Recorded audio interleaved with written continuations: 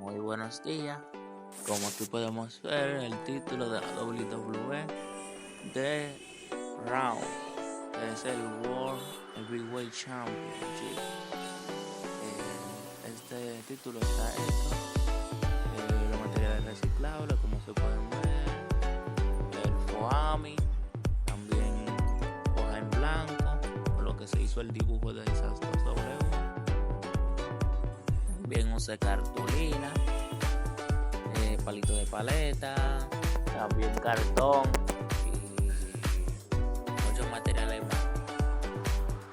Como se puede ver ahí, todo eso de blanco, hoja en blanco, hoja en maquinilla, como le dicen. Y estos, que son los blancos que van en esos círculos de arriba de rojo, que son los que diferencia a cada luchador, como pueden ver. Esa es la de John Cena, Ronda Rousey y Charlotte Flair. Este de John Cena también, que esas dos van juntas. Y estas dos van juntas, que son de Roman Reigns. Y como pueden ver, se ve que de cartón y una hoja en blanco y un dibujito que se hizo. También podemos ver que aquí está el Universal Champions, que es de la marca azul.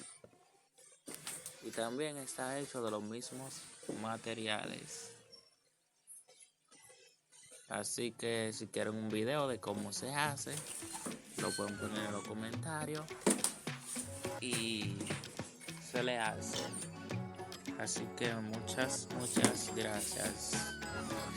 Y así es que se ve completo los títulos. Qué lindo se ven. Así que ya saben.